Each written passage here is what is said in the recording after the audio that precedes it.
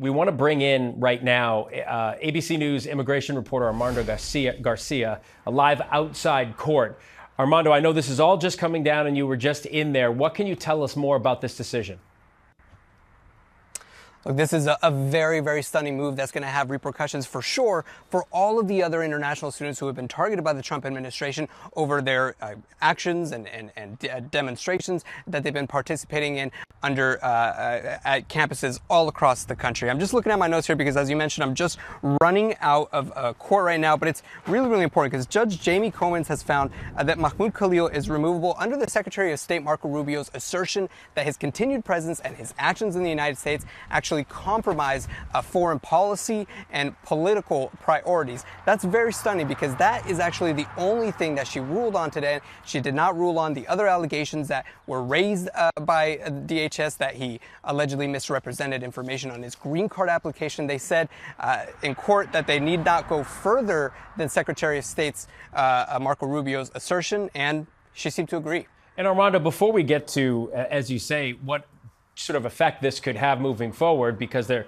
are other people being detained, on the same grounds. I'm wondering, what is Khalil's family saying about this? Have you heard anything from his family?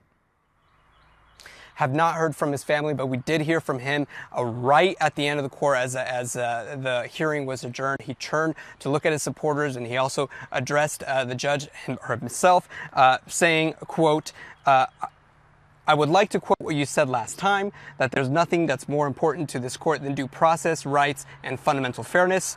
Clearly, what we witnessed today is neither of these principles were present today or in the whole process. This is exactly why the Trump administration has sent me to this court thousands of miles away from my family. I just hope that the urgency that you deem fit for me are afforded to the hundreds of others who have been here for months. Now, look, this is a really important caveat here because, as we know, there is another case, the federal case that's playing out in a New Jersey court. That right now, basically, the ball is in their court. We don't expect any sudden movement here. In fact, the judge here today gave his immigration legal team about 2 weeks, a little less than 2 weeks, to file any motion for additional relief, to decide whether or not they want to appeal that decision. So that's still going to process and that's still going to play out. But now, really, eyes are on that New Jersey court and see what they rule as far as relief. And Armando, this is a first of its kind here anyway, and there is a precedent that could be set here because other universities have reported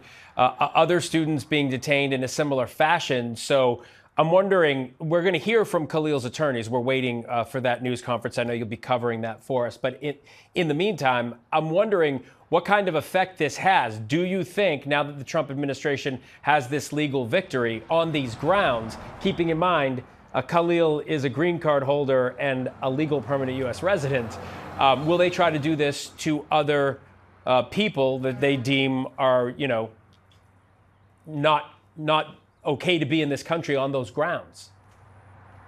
Sure, and look, it's very clear that the Trump administration wanted to make an example out of him. This was the very first high-profile case of an international student being targeted by the Trump administration over his alleged actions during demonstrations. Now, it's really important here because his legal team did push back on a lot of those claims. There was a lot of information that was filed actually just 2 minutes before the hearing happened. You got to remember, the legal team representing Mahmoud Khalil only had about 48 hours, a little less than 48 hours, to review all of the evidence that was being presented against their client and then form a proper rebuttal. Throughout the entire hearing, they said that they wanted a continuance. The judge actually denied that request.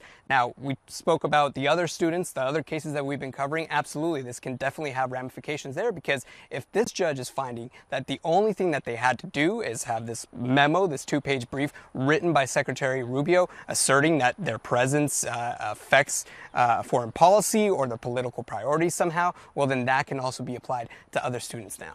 Yeah, Armando, I know we're waiting for Khalil's attorneys to speak. I also know what it's like to run out of court and report like you did today, so thank you for getting us the latest information. Yeah, no, I know how that is. Thank you very much for getting us the latest information, and we'll get back to you in just a little bit.